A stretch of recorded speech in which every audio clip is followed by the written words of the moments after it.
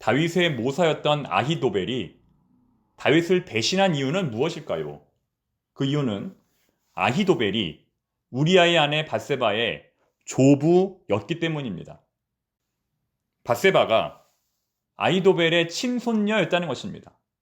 이러한 이유로 아히도벨이 다윗을 배신하였을 가능성이 매우 높습니다. 압살롬의 모사가 된 아히도벨이 첫 번째로 제안한 것은 선왕의 첩을 취하라는 것입니다.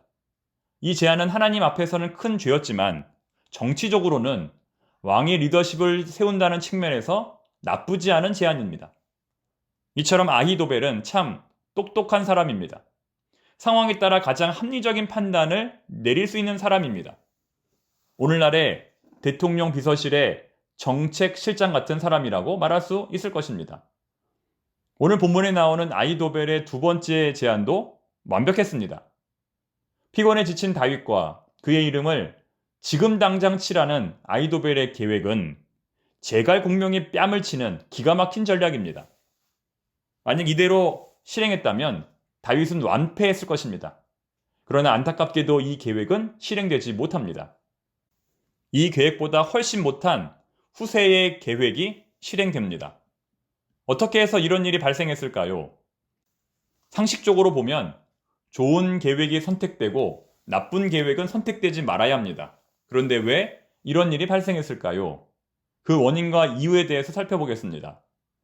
아히도벨의 계획과 후세의 계획을 잠시 비교해 보면 아히도벨의 계획은 지금 당장, 오늘 당장 기습하자는 것입니다. 더 이상 시간을 끌지 말고 당장 전쟁을 하자는 것입니다. 다윗이 피곤에 지친 지금의 상황을 놓치지 말자는 것입니다. 사무엘하 16장 14절을 읽어보겠습니다. 왕과 그와 함께 있는 백성들이 다 피곤하여 한 곳에 이르러 거기서 쉬니라. 이것이 바로 지금 다윗의 상황입니다. 하지만 이 작전에 맹점이 하나 있습니다. 아히도벨 본인이 이 작전의 주인공이 되려고 했다는 사실입니다. 본문 1절로 3절의 내용입니다. 아히도벨이 또 압살롬에게 이르되 이제 내가 사람 12,000명을 택하게 하소서. 오늘 밤에 내가 일어나서 다윗의 뒤를 추적하여 그가 고나고 힘이 빠졌을 때에 기습하여 그를 무섭게 하면 그와 함께 있는 모든 백성이 도망하리니 내가 다윗 왕만 쳐 죽이고 모든 백성이 당신께 돌아오게 하리니 모든 사람이 돌아오기는 왕이 찾는 이 사람에게 달렸습니다. 그리하면 모든 백성이 평안하리이다 하니. 이처럼 아히도벨은 자신이 주인공이 되어 이 작전을 펼치려고 합니다. 반면에 후세는 지금이 아니라 이 작전을 조금 더 뒤로 미루어야 한다는 것입니다. 왜냐하면 다윗은 만만치 않은 용사이고 지금 몹시 분노한 상태이니 어설프게 공격했다가는 도리어 당할 수 있다는 것입니다. 차라리 시간이 좀 걸리더라도 이스라엘의 전체 병력을 모아 총력전을 펼치자는 것입니다. 사실 이것은 후세가 다윗에게 도망갈 시간을 벌어주기 위해서 거짓으로 말하는 작전입니다. 후세는 이 거짓 작전을 수행하기 위해 압살롬의 허영심을 이용합니다. 조금 늦게 전쟁을 하는 대신에 압살롬이 이 전쟁의 주인공이 되어야 한다는 것입니다. 아히멜렉이 아니라 압살롬이 맨 앞에 서서 리더십을 발휘해야 한다는 것입니다. 11절 말씀을 공동번역으로 읽어보겠습니다. 그러니 제 생각은 이렇습니다.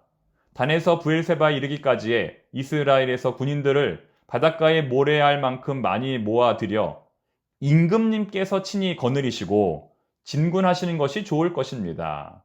즉, 아히도벨을 주인공으로 오늘 당장 작전을 펼치는 것보다 조금 시간을 미루되 압살롬이 주인공 되어서 전쟁을 하는 것이 더 낫다는 것입니다.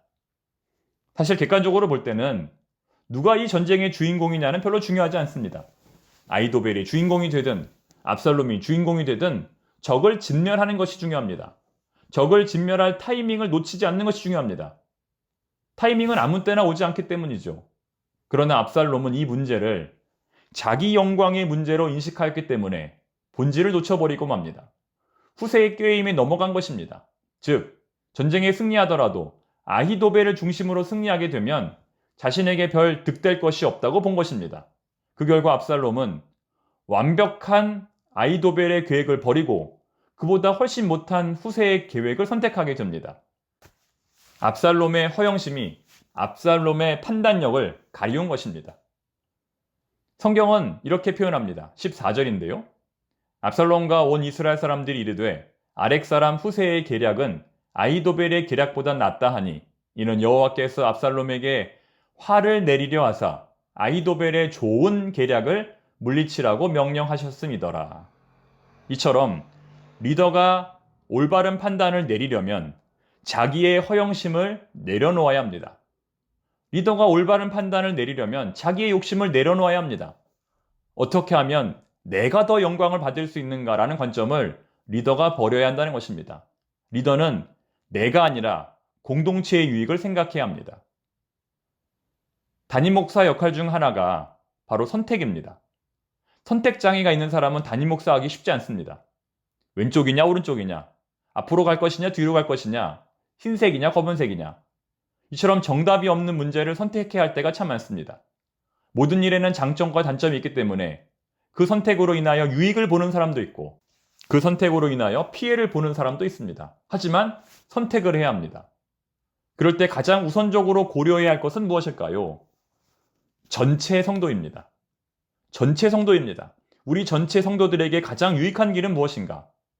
담임 목사가 다소 힘이 들더라도 전체 성도들에게 유익하다면 그 일은 해야 합니다. 몇몇 사람들이 섭섭해 하더라도 전체 성도들에게 유익하다면 그 일은 해야 합니다. 그런데 반대로 하게 되면 공동체는 무너지게 되는 것입니다. 그런 의미에서 우리가 하나님 나라를 비전으로 삼고 오직 예수를 표어로 삼는 것은 굉장히 중요한 것입니다. 만약 오직 예수가 아닌 특정인을 주인공으로 삼으면 교회는 무너질 수밖에 없습니다. 교회의 주인은 오직 예수이며 교회의 주인은 오직 전체 교우들 뿐입니다. 압살롬은 자기의 허영심으로 인하여 자기 발 앞에 놓인 복을 발로 차버립니다. 그 결과 스스로 멸망의 길을 갈 수밖에 없었습니다. 욕심이 잉태한 즉 죄를 낳고 죄가 장성한 즉 사망을 낳느니라. 작은 욕심이 큰 멸망을 낳는 것입니다. 여러분, 사소한 일에 목숨 걸지 마십시오. 하나님의 일에 자기 이권을 개입하지 마십시오. 하나님의 일로 자기 영광을 누리려고 하지 마십시오. 우리 하나님은 살아 역사하십니다. 모든 것을 판단하시는 분입니다. 오늘도 선한 양심으로 승리하시기를 바랍니다. 기도하겠습니다. 하나님, 선택할 때 기준을 잘 세울 수 있도록 인도하여 주시옵소서. 몇몇 사람들의 유익을 위하여 선택하지 말고 전체 교우들을 위하여 선택할 수 있는 지혜를 허락하여 주시옵소서. 압살롬은 너무나 좋은 제안을 스스로의 욕심으로 인하여 발로 차버리고 말았습니다. 우리 청파동교회가 그렇게 되지 않도록 담임 목사에게 지혜를 주시고 용기를 주시고 모든 성도들에게 분별력을 더하여 주시옵소서. 우리 교회의 목자 되시는 하나님께서 친히 가르쳐 주시옵소서. 기도하지 않고 성급하게 판단하는 일이 없게 하옵소서. 예수님의 이름으로 기도드립니다. 아멘.